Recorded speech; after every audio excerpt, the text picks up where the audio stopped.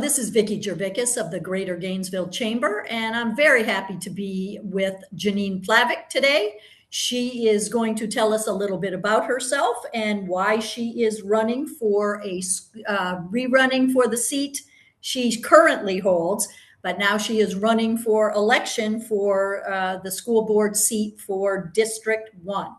So we're going to get to know her a little bit better through some questions and some of her personal statements. Thanks so much for joining us, Janine. Thank you. All right. Why don't you tell us a little bit of background, and then we'll get right into the questions. Okay. I moved to Gainesville in 1992. I educated my 3 children in Gainesville. 2 of them graduated from Buchholz, my 2 oldest girls, and my son went to St. Patrick's for middle school and St. Francis Catholic Academy for high school. I am a nurse of 50 years. And I ran the Academy of Health Professions at Gainesville High School from 2004 to 2021, of which 16 of those years I was the director. And you have to be a nurse to be able to teach in the health sciences and to be able to run the academy program, because all these students came out with industry certifications from our academy at GHS, either CNAs, EKG techs, pharmacy techs, etc. After 2001, I was going to retire, I thought, but God had other plans. And I went to St. Francis and started a health sciences program over at St. Francis. So I now currently am teaching in a Catholic high school in Gainesville, and our students are coming out with industry certifications as a CNA, pharmacy tech, or EKG tech. So that's my educational background. I'm very passionate about educating students in the health sciences, about what you would say is the old school ways. Because I'm a nurse that has really a very background in patient care as far as critical care is concerned, it's so important for my students to be able to recognize things, not rely on instruments and other values. You have to know clinically what's going on. So I'm a hard teacher, but fair, and my students have been very successful. Now, why am I running for this? Do you want me to answer that, or do you want to ask me questions? You can hold that thought, because I have that for you. That's all I need to do. Okay. Yeah, that's definitely one of the questions. Okay, and you've kind of beautifully led into question 1, and I will emphasize for everyone that none of the candidates get the questions ahead of time. So right. When they answer them spontaneously, it's because we're on the same page, I guess. So our first question. Good thing you edit this. That's a good thing. The first question is, what particular skills and experiences will you bring to this office? Well, I think because at GHS, when I was there for 17 years, I was very involved in our school. I was head of the school advisory committee for 10 years, which allows me to work with community partners, with our teachers, with our administration, and then be able to disperse funds to be able to give to our teachers, et cetera, that is given to us by the county for our school advisory council. I was also on the district advisory council, the sick leave bank. I was also very active with promoting our union. I was a firm believer in that. I think we needed to have that, and we still do in our school system, because somebody has to look out for our ESPs and our teachers. Then what also lends this is that I am in private education now. I was asked about that yesterday, and I would say that helps my board. How would I put this?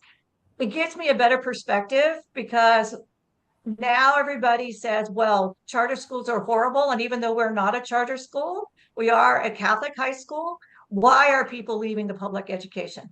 And I can tell you there's a lot of reasons. And I've always had the mantra that education is the best gift we can give to our children.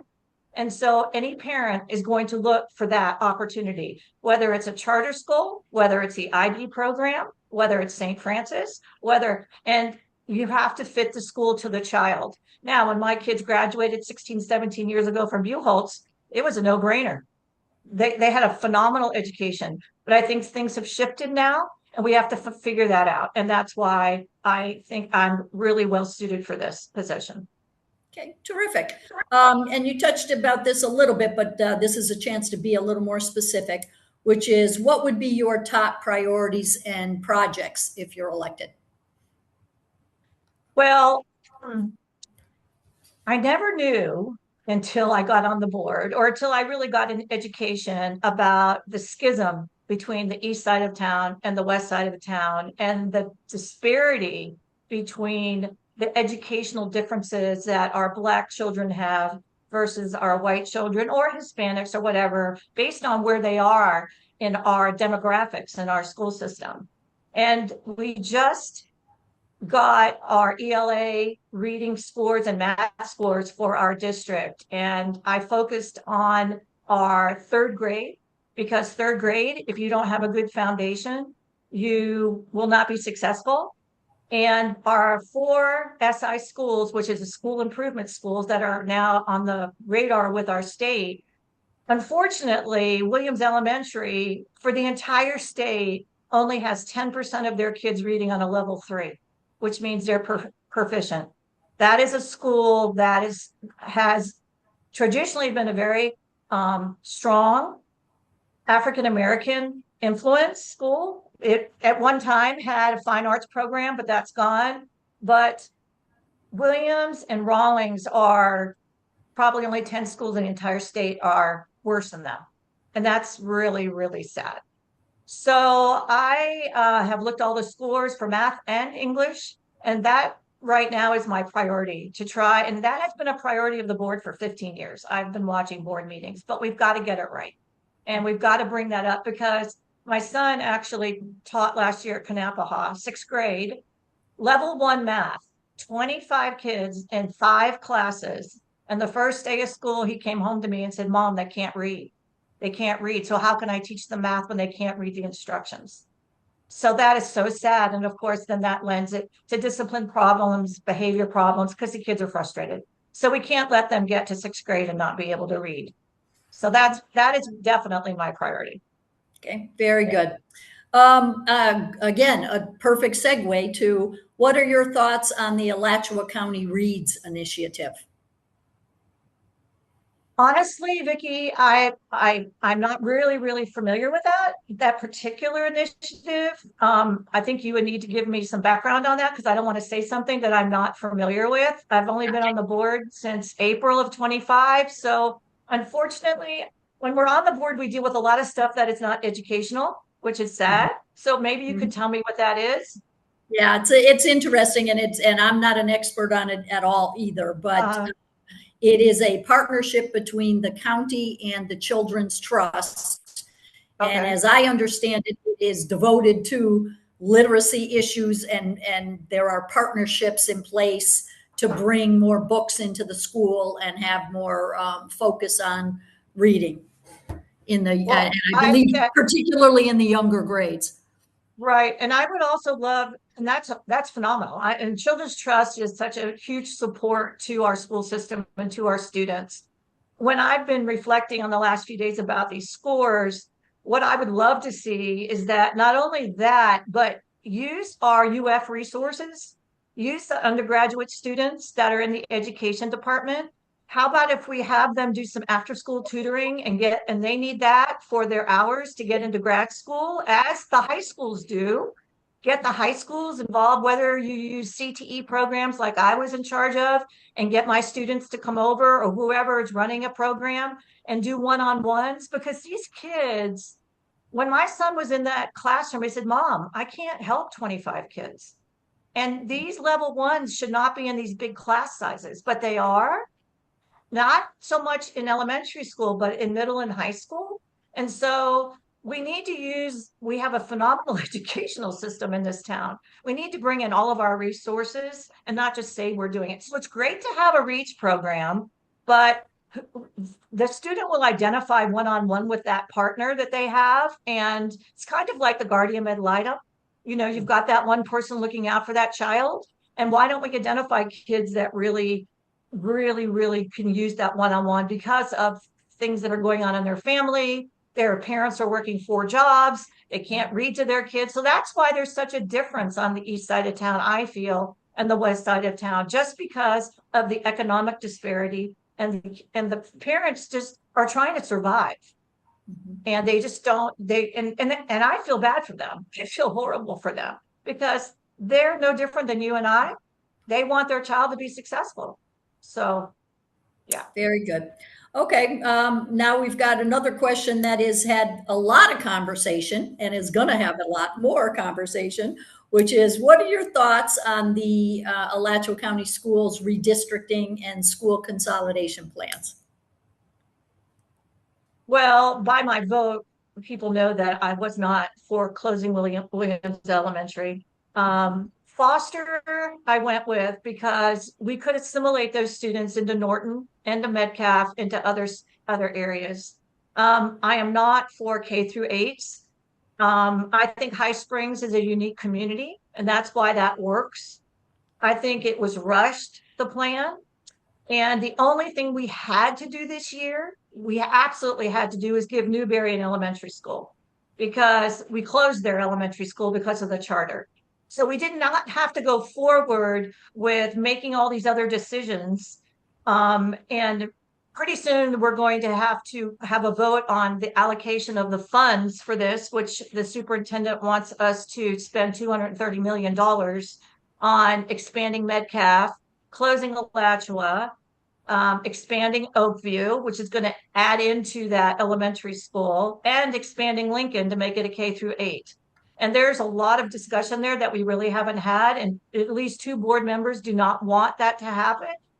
I think this is why this election is so important, because there needs to be more discussion about this. And honestly, you're closing Williams Elementary, which is a significant community identification. It was given to our district by Mr. Williams 100 years ago almost, for the Black students of Alachua County.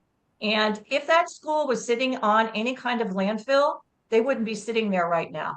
So the whole premise of closing that initially was because of where it sat, but we have studies from UF that say it's not. So let's have more of a discussion about that, because the community on that side of town, all the schools affected are it's the east side community. Foster, Metcalf, Rawlings, everything is all east side, except for Alachua. But then again, why didn't we leave that alone? Because Alachua, they have a big identity with their schools too. So. Okay, and then again, touched on this a little bit, but this gives you an opportunity to say a little bit more about it. You're in a bit of a unique position because you will absolutely know what you're getting yourself in for. And so the question is, what prompted you to run for this seat? Well, let's go back to why I initially filled out an application to have the governor review me being appointed to the board when Kay Abbott resigned. So it's very interesting. I probably was vetted stronger than I will be vetted by the community as far as qualifications were concerned, by the governor's, I would say his staff, because I had 3 interviews before I was ever offered the position. I felt a calling when I saw that Mrs. Abbott had resigned, and I said, you know what? I think I could be really good at this, because I have that perspective already, being in a public school system, being actively involved in our public school system, and now coming from a Catholic high school and seeing why parents are leaving our public schools and coming into private schools. So one of the questions the governor's staff asked me is, what do you think about charters? And 4 people on my board are against charters pretty much. And you shouldn't be against charters. You should look to see why people are going to charter schools. Okay, so our last question is kind of somewhat unique for you because, of course, you know exactly what you're getting yourself into. Mhm. But the question is, what prompted you to run for this seat on the school board? Well, I was prompted to do it because when I heard that Kay Abbott had resigned, I felt that, wow, this is something I would really be good at. Because in the course of my 17, 18 years in public school, multiple people had said, Janine, this would be something you would be good at. And I never really thought about it. But I said, oh, maybe this is, the time to do it. So I think because I bring public and private education, I wouldn't call Catholic education private. I would call it parochial. And that's a little different because we have a diocese and we're under the same constraints as public education. We just test a little differently. So 17 years in public, 5 years in private. I'm going back again next year. I love what I do. And I knew that there would be conflicts because everybody says, well, you were appointed, you weren't elected. And I'm going to argue and say I had to go through probably more vetting to be in this position with the governor than the other members on the school board just because of what I had to go through. But the biggest thing was one of the questions they asked me was about charter schools, and that's a big bugaboo with the school board. And they view it as a conflict, they view it as competition, but I view it as something that you need to learn from. We need to learn and ask why students are leaving public education, why parents are pulling their kids out of public schools. And it's because teachers can teach. We have classrooms that the students are well behaved. They come in wanting to learn. We don't deal with outside social media because nobody has a phone in our school except for at lunch.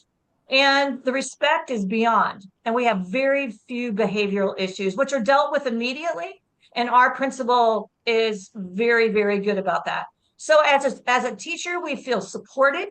We feel that we can go to anything. And a lot of times in public school, just because of the size of the schools, the lack of really admins to help you, sometimes you're like by yourself going, what am I doing?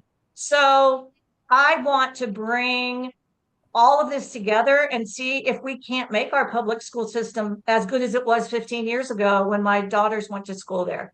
But frankly, I do understand why parents are leaving the public school arena. Okay, very good. So now this is your opportunity to get in any other points that you want to make or amplify anything that you didn't have time for in between our questions. I'm turning the floor over to you for our last few minutes. Well, I believe that as the entire city of Gainesville, county of Alachua has seen, that there's been a lot of discord on our board in the last year and a half that I've been on the board. I am very much about holding administration accountable. I believe that our superintendent is, unfortunately, she has extended her stay with us. And she's put programs in that our teachers really can't do everything because every child is not a program. Every child is unique. And the teachers are overwhelmed and leaving, resigning, or staying, but feel very under supported. I hope that with our board coming together in this election, that we will all work together and see that it's about the children. It's not about our personal agendas. It's not about this is a nonpartisan election. This is not supposed to be Republicans or Democrats. Regardless of how I got on the board, I think I bring the most experience along with Dr. McNeely because she and I have both been in education a very, very long time.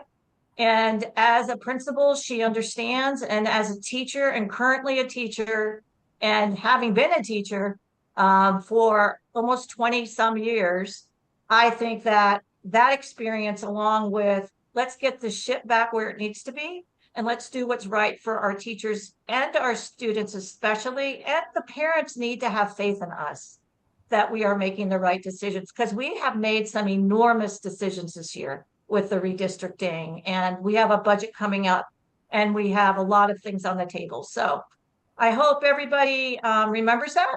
And I'm not doing it for anything but for the kids.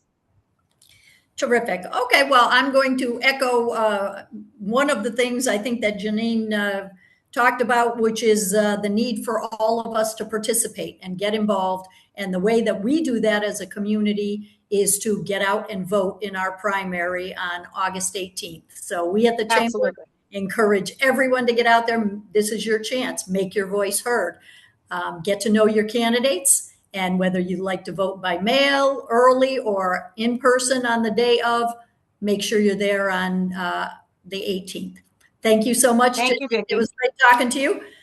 Good You luck out too. on the trail, and we'll see you around. And thank you for the chamber for doing this. I know it's daunting, but I'm sure all the candidates appreciate this. Thank you very much. We very much enjoy the opportunity to get to know you a little bit better and help the rest of the community do so as well. I know campaigning is a is a job. Yes. All right. Well, thanks a lot and have a great evening. Thank you very much. You too.